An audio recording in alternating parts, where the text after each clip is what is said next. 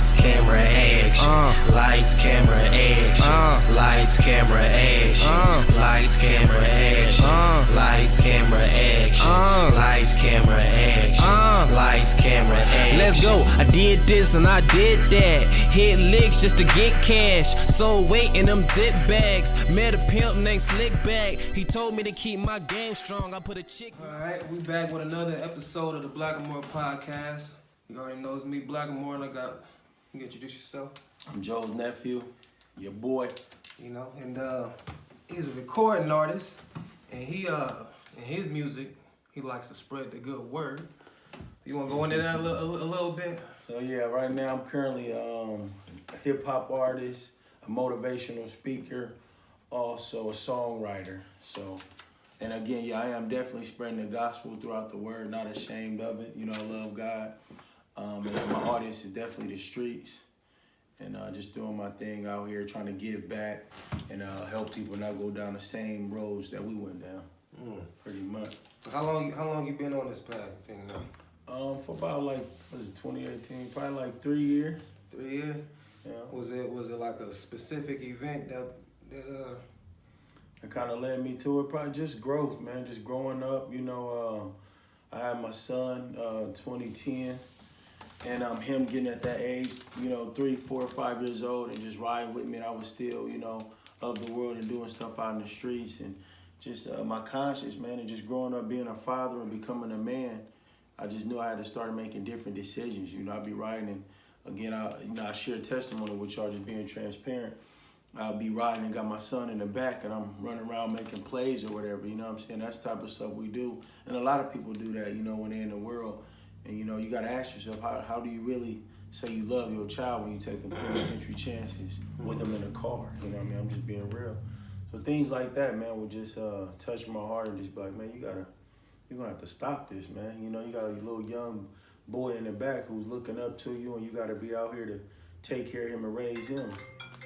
Things like that, man. Yeah, so okay, you started. Okay. Yeah. Was you raised in a like a Christian home? No, I ain't even. I mean, yeah, I'm sorry, I was. Yep, I was definitely.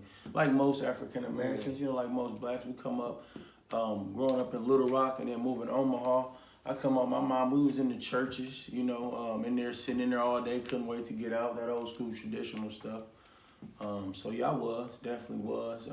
But it wasn't all, as we got older, it wasn't all it wasn't all real religious, because we was in a single parent home, just me and my mom and my siblings. So, do you feel like this was something that kind of always has been tugging at you on the low, even during your crazy days, or do you think it was something that hit you kind of at that one moment? Well, if you listen to my music, God was always involved. Even I always been like a messenger. You know what I mean? Like even my mixtapes.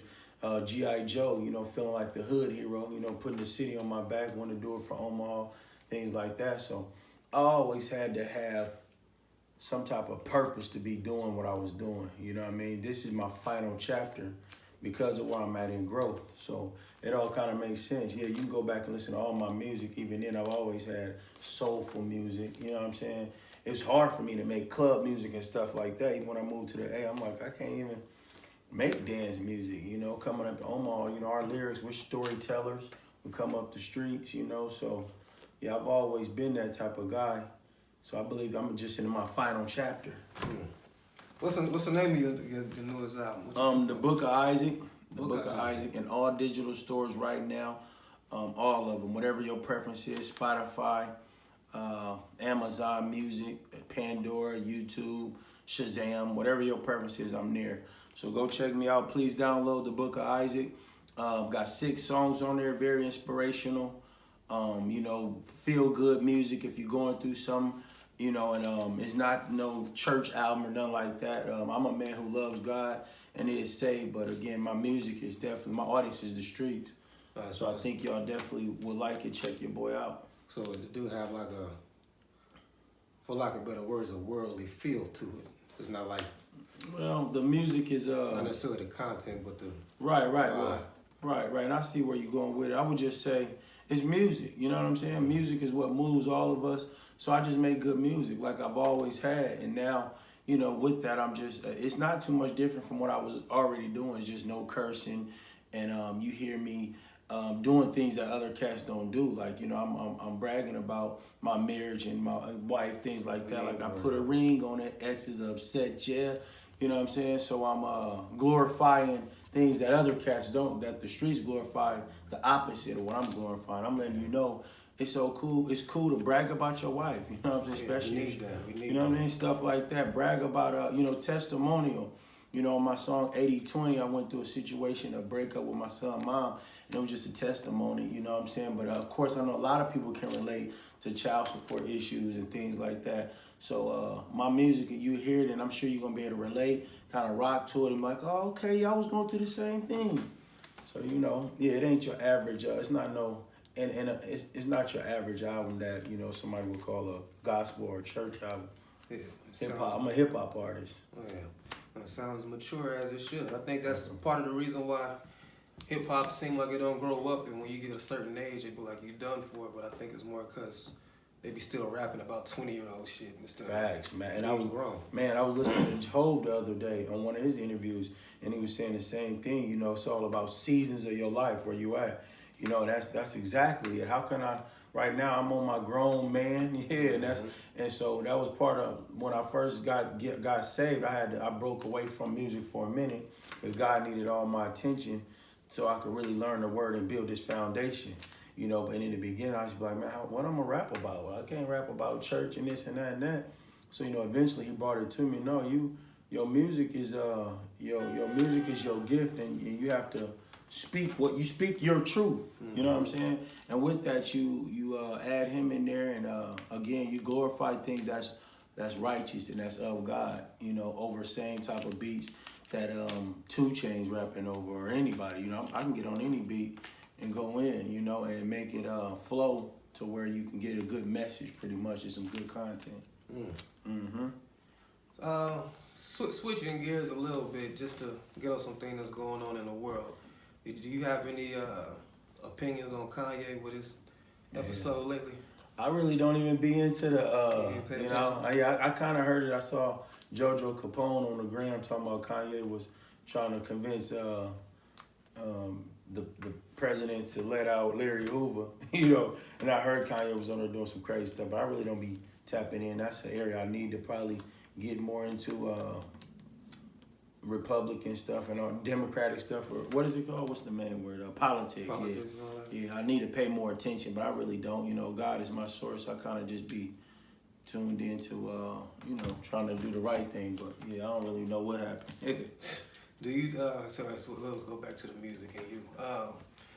Do you think if there's anything you could say to yourself from like 15 years ago where he would have listened to you instead of going down the same thing, or do you even have any? You think there's anything you could have told yourself to get on this path sooner? Probably not. You know what I'm saying? Because that's one thing I'm learning, and that's a good question too. Could I have said something to myself 15 years ago to make me get on this path sooner? That's a great question. Probably not, because at the end of the day, the unfortunate thing about life and what I'm really learning even in my walk now with people is you can't change people. They got to want it for themselves. They got to see something. And a lot of times we have to go through the things ourselves to really make that change. The biggest challenge is you got to hope you live to see it. You know what I'm saying?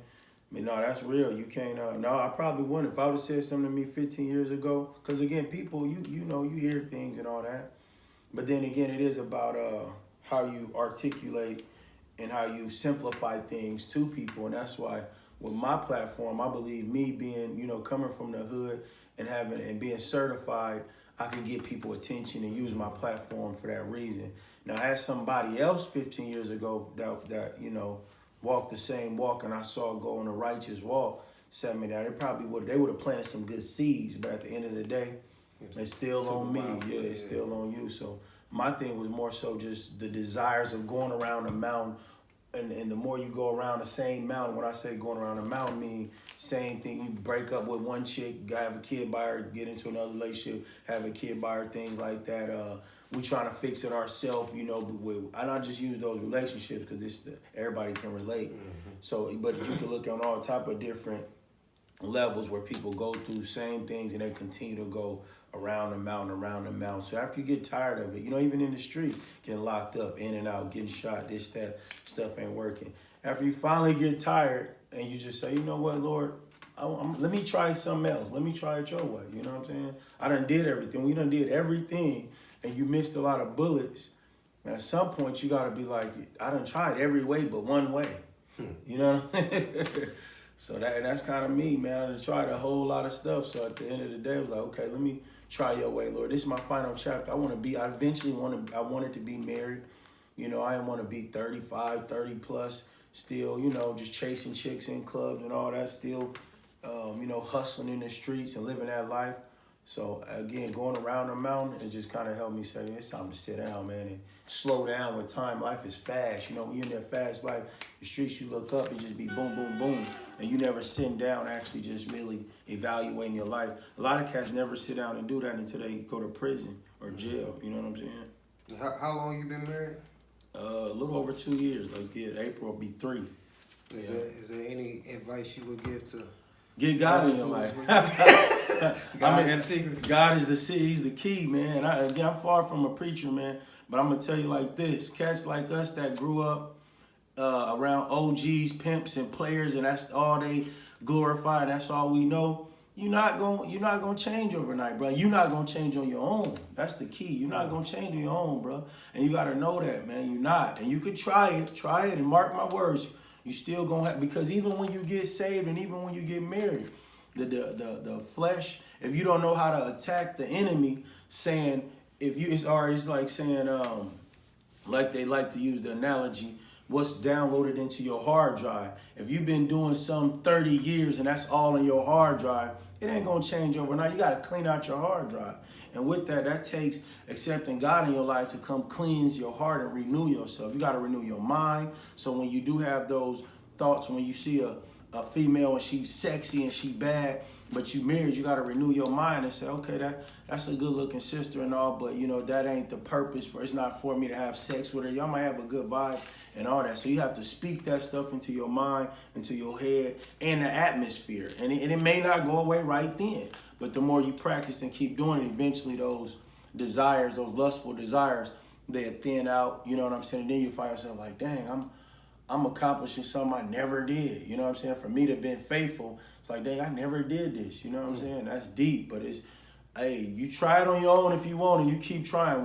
That's why when people get married, if you look at it, it's a God-ordained thing to say, we come together. That's why they have it in a church. That's why you have a pastor doing it, to say and you bring these two people together and they say they become one. Marriage it's tough, bro. It's a everyday thing. You got to be intentional. It's work. You know what I mean? So these last 2.5 years, I've learned a lot. I've grew a lot, and it's a lot. But the key, the ingredient, the recipe, bro, you got to get God in your life, man. I'm telling you. So you and your wife are both? Yeah, my wife. Yeah, and that's another thing. Got to be equally yoked, because if you get somebody who's not, and that doesn't love God, so that's what they say. God has to be first in your marriage, and I'm gonna tell you why. Say I'm upset about something, and I'm real stubborn, because that's how I've always been, and then my wife is stubborn. Only way somebody got to be the bigger person. And in relationships, people will stay stuck and just, well, I ain't talking to you. Months could go by. You be in a household and you in your 30s and you ain't slept with your chick in weeks or months. That ain't no way to be living. You know what I'm saying? But when y'all got God in your life, somebody, if it ain't you, it may be the wife or vice versa. Somebody got to be the bigger one to say, you know what, baby, this ain't worth it. You know what I mean? How does God see our relationship? This is petty, things like that. And some people try to take the credit and say you don't got to have God to do that. But that's what it is, bro. God helps you forgive people. His word is about love and forgiving, and he'll help you to get over things that you can't do alone and that your flesh can't do, because you're just so stubborn on your own. You know what I mean? So when you have him in your life, he can help you to say, yeah, Lord, help me through this. It's not about me. Help me do what the right thing for my marriage. Even though I'm in my feelings and I'm feeling all key and all that, what does your word say about marriage? What's the right thing to do? And we have two people in agreement, it works. If you got one that's stubborn, this person is pushing for something and the other person won't. You know what I mean? It's going to always be a tug of war. It's always going to be a battle. So both of y'all was already saved going into it, or did y'all both find them together after the fact? No, my wife had already been saved. Yep, she had already been saved. She kind of influenced you. Yep, her being a childhood friend of mine, and you know, she was a chick I always wanted to be with. You know, and we was always cool. So she definitely did have an influence, and she had more knowledge of the word at that time. So when we'd be on the phone having our dialogue, and we was long distance, so all we had was, you know what I'm saying? All we had was that dialogue over the phone to build, and with that, yeah, she would help simplify things when I had questions. You know what I'm saying? When I'd be like, well, why is this and this? And she knew how to go in the scriptures and simplify it for me and break it down. But even with that, you can't do it for a chick. You gotta want it. If I didn't want it for myself, it still wouldn't have worked because it would have played out. And you know, if I was just doing it to impress her, it wouldn't have worked. But it was something I wanted as a man. I wanted to break curses within my family. My family has never had we never had successful marriages. We never had nobody a successful businessman. And I'm talking both sides of the family, dad and mom. None but strongholds, curses, alcoholics, the whole nine. You know what I mean? If it is somebody out there, I'm sorry. You know, I apologize in advance. But as far as I know, you know, all these generational curses, our family is jacked up. So I'm allowing God to use me to be that first one and to break a lot of these curses and strongholds. But definitely my wife, her being a woman of God, helped me early on, you know what I'm saying, in my walk, definitely. What kind of, do you remember any questions that she answered, something that you thought was tough at the time, or you wanted for a long time, and she was the only one to break it down for you? Let me think on one specifically, because there was a lot of them. Well, one of them is, you know how you hear a lot of, my wife helped me see a lot of things was cliche, and how the devil remix a lot of stuff too. You know what I mean? So how they may say, God work in mysterious ways, you know what I'm saying? Or, and really that's, you know, some of this stuff ain't in the word. You know, man, we get a hold of stuff and remix it. One of them, what was I about to say? There was a lot of questions, man, just early on. Even the saying, the truth shall set you free. I believe in the word of God. It says the truth will make you free. You know what I'm saying? But again, I could be wrong on that one, but I don't remember anything specific. You know, I know she broke down tithing to me. You know, I didn't know that. So that and I still battle with that. I could be transparent and honest now. You know, to know you have to pay 10% of your earnings. You know, you doing that to pour into the church, to pour into the ministry. You know what I mean? I didn't understand that. And I can imagine how many people don't go to church or really don't want to go when they find out tithing. Because it's serious, you know, you paying, that's in the Bible. Did you happen to catch the clip I put out with my uncle talking about tithing? No, I didn't. Yeah. He basically was saying how, for lack of better words, it was an outdated thing because it's something that was in the Old Testament for one. Okay. And they didn't never take actual money, even though they had actual money back then. It was more stock and agricultural type of things, and it was only under the Levi priests, and ain't none of these Levi priests today and all that. So pastors is basically using that to get on today. They were saying. And see, I ain't going front. I haven't really read into it and actually read the scriptures to see. But I do know that the Old Testament, New Testament thing, I know how that exists. So I don't know. It's something I battle with, honestly. You know, because I got child support situations. I'm like, Lord, how am I? And I'm just being real. I'm like, man, I'm already short on money, man. Then I got to, 10% of this here. And come on, Lord. You know, but it's a faith thing too, though. You know, and God is all about stepping out on faith. So he wants us to trust him and say, hey, if this was my word says, you do as I say, and I got you. And I've really experienced things to where God had me when I didn't think, there's no way I'm going to get through this one. You know what I'm saying? But I have, that would be the fleshly part of me saying that. But through having faith, God showed me, son, I'll get you out. So. But yeah, we all got our battles and challenges, man. Even if you save and you got Christ in your life, a lot of people confuse the whole, let me just elaborate on that just a little. A lot of people misconstrue the whole concept of accepting Jesus Christ as your Lord and Savior and getting saved. They think overnight you're going to change. You're not supposed to do nothing wrong. Yeah, clearly you want to wash away your sins and live right and live the best you can according to God's word. But it ain't overnight, bro. You know what I'm saying? And it don't mean you go from being this way to somebody gonna try to chump you, or you gonna be he's a man of God, now I can talk to him crazy. That don't happen, bro. Have you been tested since then? Not really, not on no real level, but I felt like cats may have, not too serious, because people, if you know me, you know, like, you know, I love God, but you're not going to disrespect none of this, bro. You know what I'm saying? I would hate for it to go there, you know what I'm saying? But again, I ain't been tested to that level to where I had to, you know, get gangster or nothing on nobody. You know, thank God I haven't. Probably because I'm not in Omaha. I can imagine if I lived in the O, it may have happened. But then again, my G card is good around here. I'm good around here. So I appreciate all the support I do get and just using my platform. Yeah, I don't think nobody would ever think like, oh, you're real to punk now or dirty, you know, because that ain't, I showed too much of the opposite, you know, growing up. So I appreciate that. This probably ain't even podcast purposes, but how you know T Royal? Oh, okay. Me and T Royal, we've been rocking since kids. Him and my brother was tight. They went to McMillan together.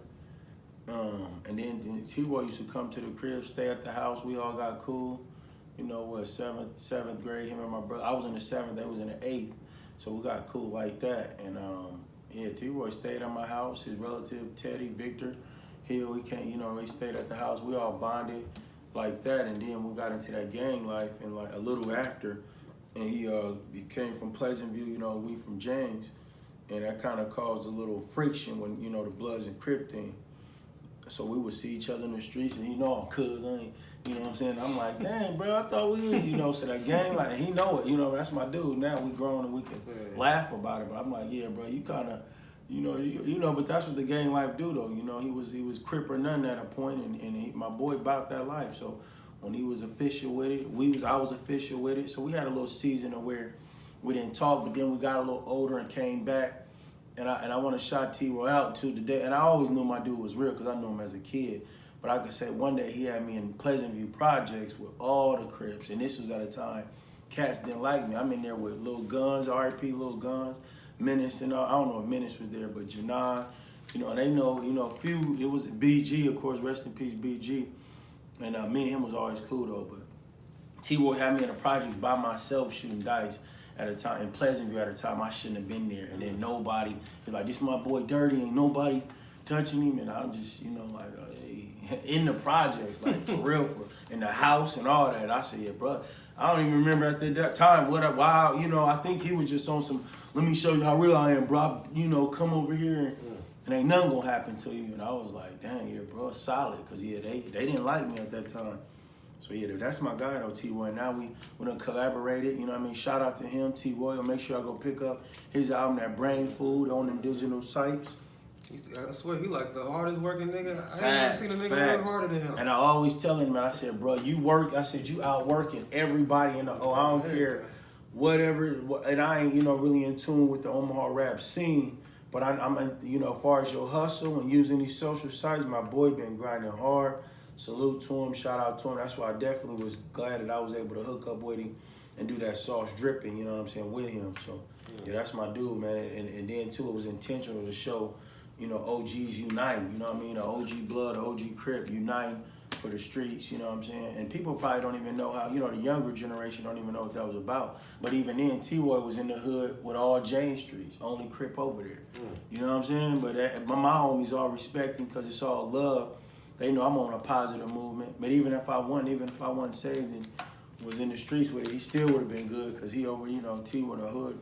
They rock with him too. So yeah, T-Roy, solid dude, man. R.I.P. little bro Slope, his little brother, man. That was my little homie too. All right, so since you've been on your new pad, do you feel like was there anybody close to you who started acting different, like not as accepting of you? Not really, not blatantly kind of doing it towards me, kind of behind the back and little behaviors I would notice.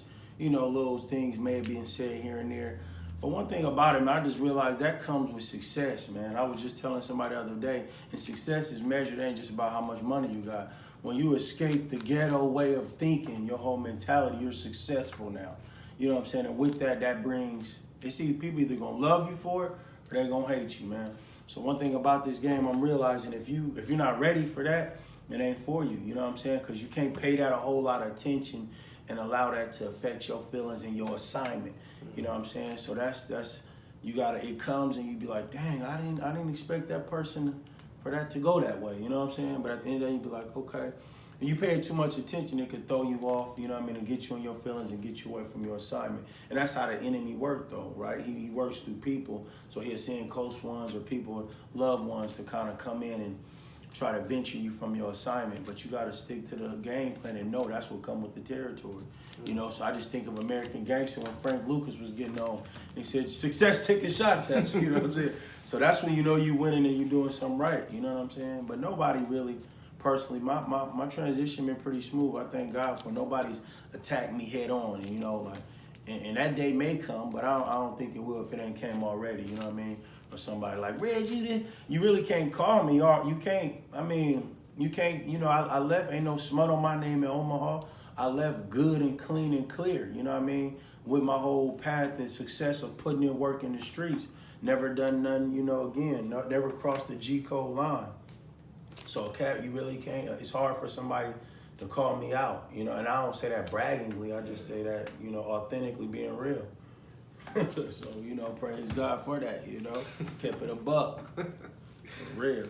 All right, so like, what's your creative process when you come up with your music? Like, do you write your verses first and then put them to a beat later, vice versa? Yeah, no, man, I used to. And my homeboy was asking me that on my way here, like, man, he wanted to get on something. I said, send me the beat, man. I need the beat now because now, you know, the new way of me advancing my craft. You know, I used to do that as a kid, you know what I mean? But now we know how music is evolving, and now I try to switch up, and I'm more into the melodies of it now. I can always give you something lyrical, and you know, I'm a storyteller at the end of the day, but now I want the melody. So I need the beat to get the melody. You know what I'm saying? I can come up with a melody now, but if I'm gonna kill it over a beat, these days I want the beat.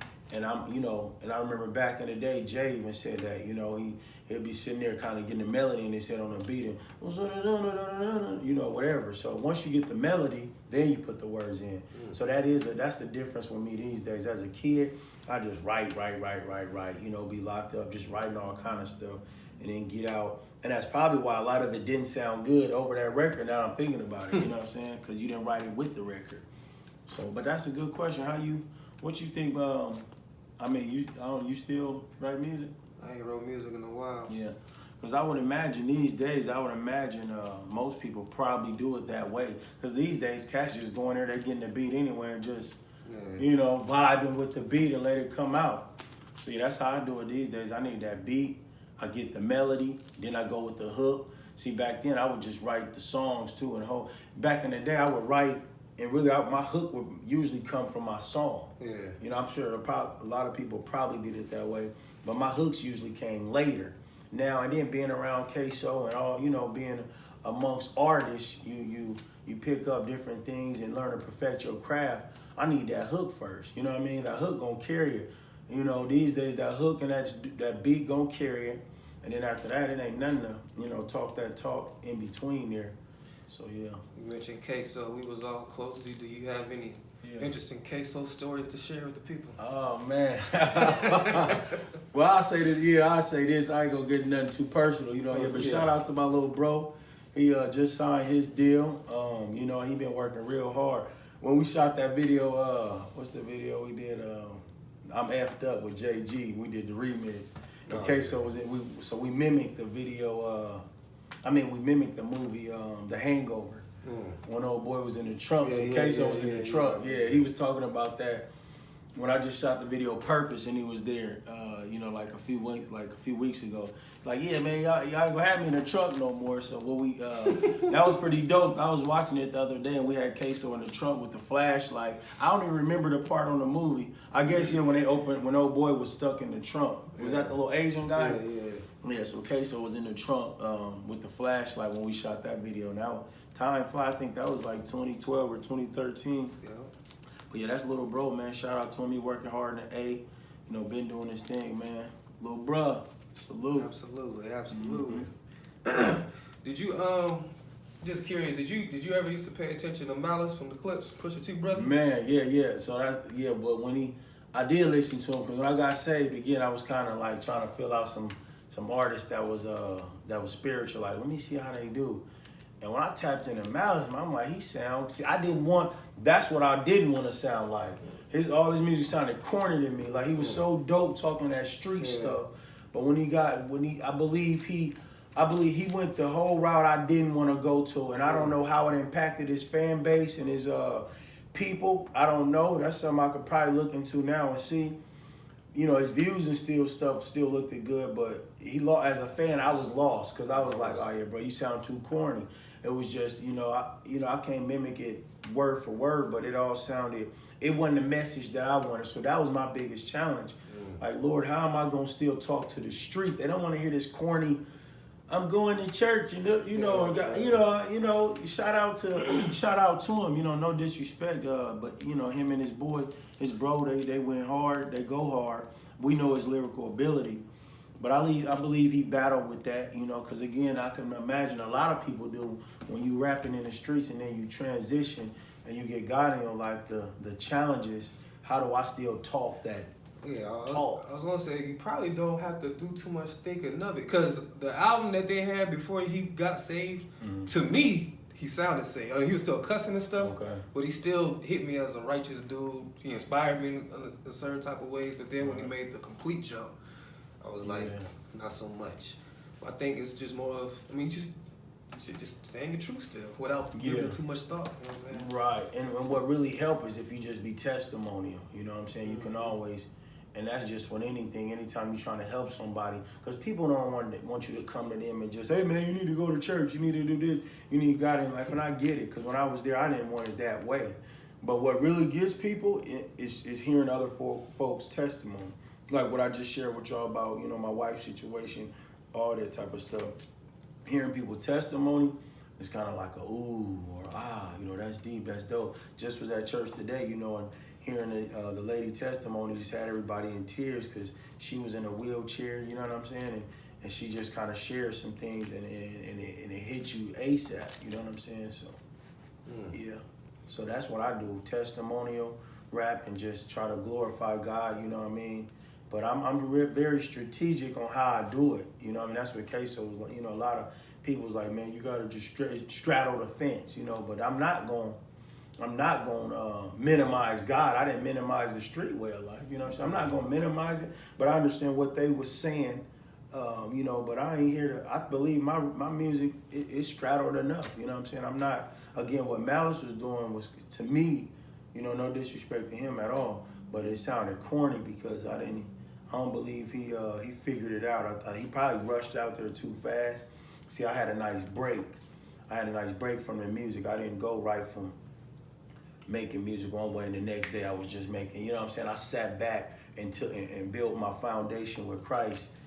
And with that, I was understanding and learning, like, God, how am I gonna talk my talk, you know what I'm saying? And for it to still be authentic and for people from the streets to receive it. And so I believe that gap I had, I learned and did some research and, and it just things manifested in me, and then it eventually started coming out, and I felt good with it. But still to this day, because we always battle with the flesh and the spirit. So if I'm writing something and it sounds too worldly or too, like I ain't even gonna say if it sounds something. If the spirit kind of like, no, don't say that, I'll just fall back from it. But some people might hear my songs today. Church people that's religious, they could hear something today and say that because they, whether they listen or not, they really don't want to hear. They want to hear something they want to hear. You know what I mean? So when you get in this genre, it can be challenging. I had a show down in the A like 2 weeks ago at a church, and it was all like an older church crowd, and they wasn't bopping and all that. So I was kind of like, a little nervous because they wasn't moving. You know what I'm saying? But with that was a learning curve. I said, okay, when I go to those type of crowds, I gotta have some different versus the younger youth crowds. I can rock it and throw that sauce dripping on there and talk that talk. So what are some? I'm only aware of one other artist like that outside of Malice, which is Lecrae. Who's some other artists that maybe somebody's looking for that you? Yeah, Bizzle is hard. Follow Bizzle is real hard, and he got a whole team of cats in L.A. I think his movement is called God Over Money. Yup, and he got this one song with that I saw on his gram one day with your boy Stephon Curry going hard. I forget how it go, but it's hard to look him up. Bizzle, he on the gram, Bizzle. He go hard. Of course, like you said, Lecrae. What's that one dude name? There's a lot of them out there, man. I listen to the Travis Greens, Erica Campbell. I listen to, You know, Erica Campbell, she really doing her thing too. Ken Jones, everybody know Ken Jones. It's a lot, man. I can't think of all of them now, but it's a lot. But definitely check out that Bizzle. We in the same lane I believe I'm in. You know, not as much though. I don't, but you know, he definitely some good music, man. And he bigging up God again. They call God over money, and out there in LA, so you know what the LA lifestyle is like, as far as the streets. So they doing their thing. They got a nice movement. So yeah, I follow a few cats on the gram here and there. So today everybody's like woke and all that. So since you made your transition, do you get like the woke niggas who be trying to debate you, talking about where the Bible, like challenging the Bible and all that? No, because like, it's the white man's religion. Do you get like any resistance? Like the Muslims and all that, or the Muslims, Kemetic, whoever, Pan African? No, I really don't. No, nobody really came. I think because of the way I move, you know what I'm saying? Because and I don't try to put myself out there as like I'm a preacher or nothing like that. I think the way I move, I really don't get that, because people may look at like it. People kind of look at me just like on some motivational, inspirational things like that. You know, you hear me talking about God, of course, and more so in these interviews and things like that. I glorify Him more.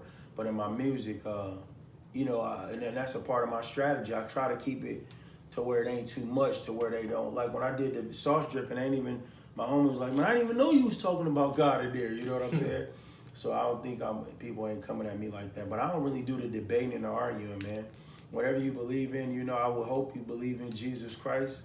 But if people don't, you know, I just pray for them and keep it moving, because I ain't here to judge and all that. And I ain't gonna waste a lot of time pouring out to people that don't want to receive it. You know what I'm saying? That's what you got to learn about. If you think about it, back in the day, religious people, Muslims, whoever, they come to you all aggressive and try to drill this in you. And I get it, because when you do accept God in your life, you passionate and want your family and friends like, man, this is the way, this is it, man. It's working with me. I want you to get this feel.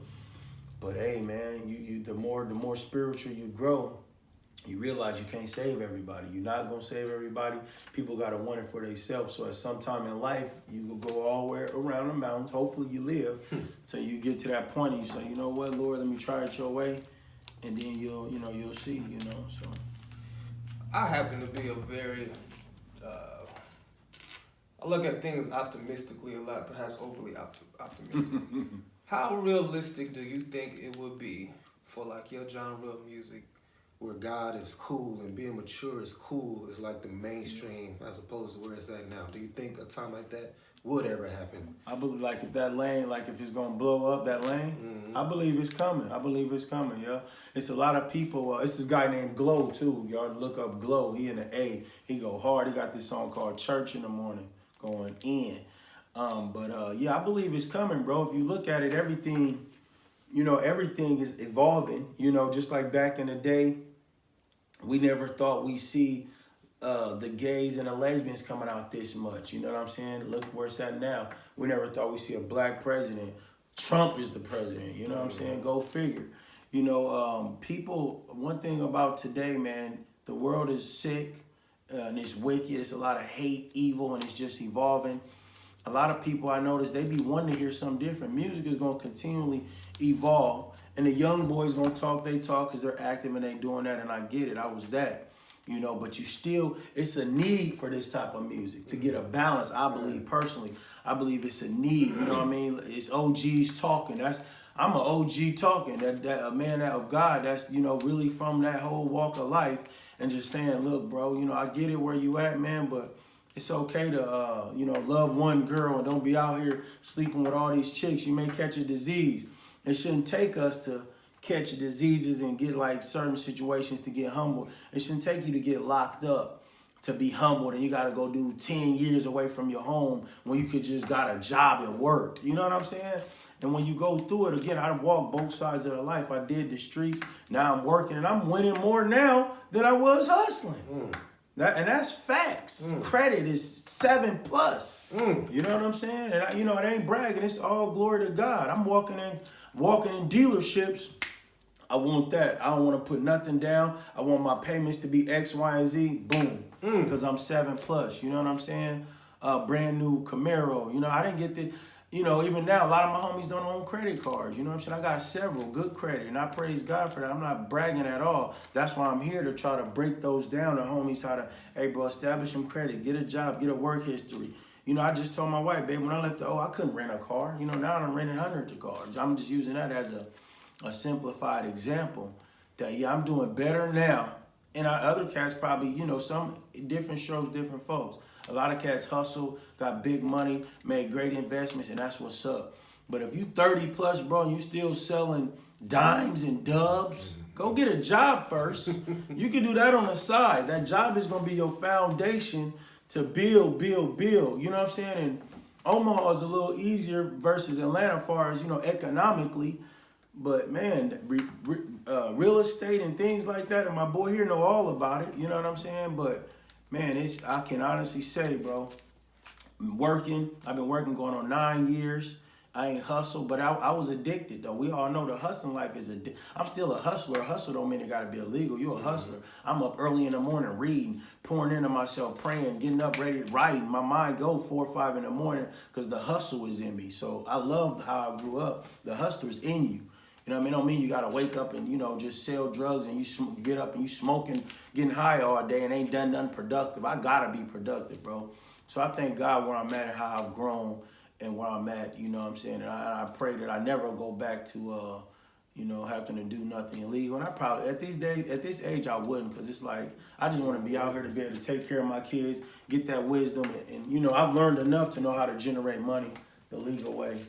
But I just salute, man, all y'all out there in the streets. But I want to say, man, you know, invest your money and make a change, bro. You can't do it forever. And then, you know, when you get locked up, you're going to be sitting there with the if story. If I would've just. I got homies that had hundreds of thousands and wouldn't stop, and then he get locked up and lose it all. And then he got to come home when he probably 50 and start over. And we going to have houses in our names, cars and this and that. And then the mentality is I got to catch up with them. So if the cycle will be to jump back on the streets. You know what I'm saying?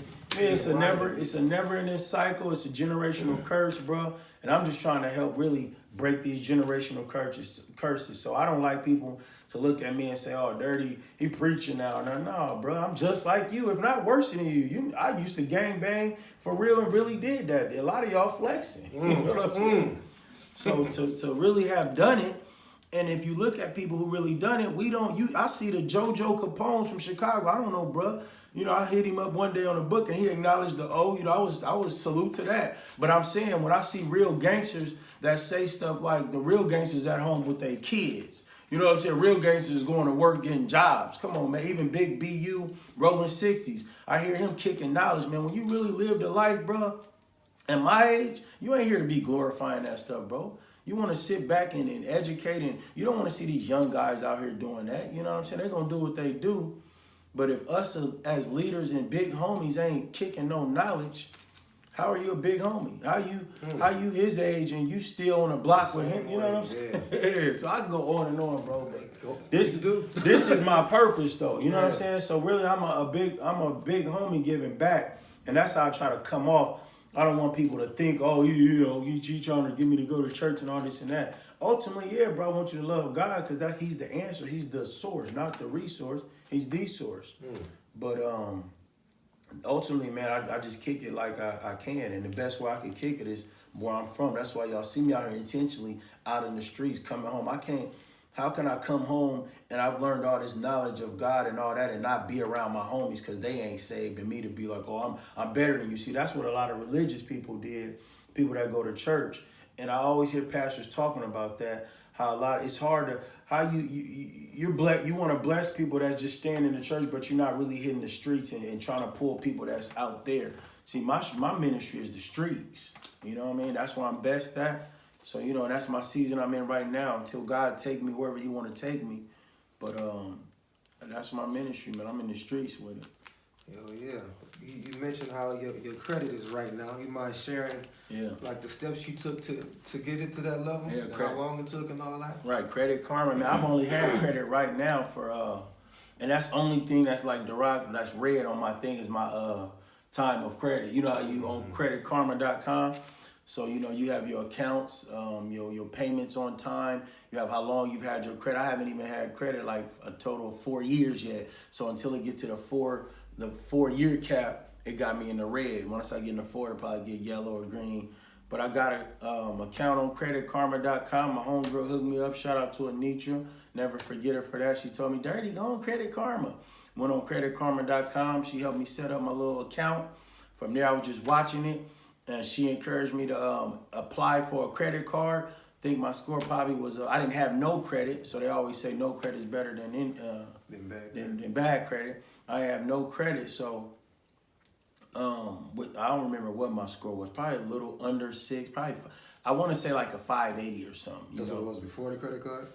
Or after you got it? No, before I got the credit card, yeah. So with that, I was only able, I think so, I ain't sure. But with that, I was only able to get my first $300. Because I thought I was going to get the secured card, but they did actually approve me for like $300, a little $300 limit. You know what I'm saying? So Capital One? Yep, Capital One, I still got it. You know what I'm saying? First car. So I worked that. Like everybody tell you, get you some gas and just continue to pay off on it. What you don't do is, what I did learn, I was so anxious to pay stuff off, I would make a purchase and then a week or two later pay it right off versus getting it. But I only had a $300 line. But I didn't understand. What you do is kind of, say on a $300 limit, they tell you not to go over 4. But say on a $300 credit card, you get $75 worth of something. You don't turn right around next week and pay the $75 off. They want to see the increments, 25 here. They want to see how you manage money pretty much. So I worked my way up, man. That 300 card went to, for 6 months, it went from 500. Then it probably went up from there. Then I got approved for another card. Got a $3,000 limit, you know what I'm saying? It continued to go up. And God has been good, man. Them limits went up, and again, as long as they see you making your payments on time, how you manage money. I thank God I got my credit. I established credit at a later age while I was more mature. Sure. But I was always pretty cool with handling money, but I can imagine back in the day, if I would have had that $8,000 credit line, like, I'm going to get some foes for like $2,500, I probably would have went swipe, So about how long of a process was it from the 5-something to the... Yeah, so from the 5-something to where we're at now, it was like a matter of 3.5. I'm probably going on 4 years now.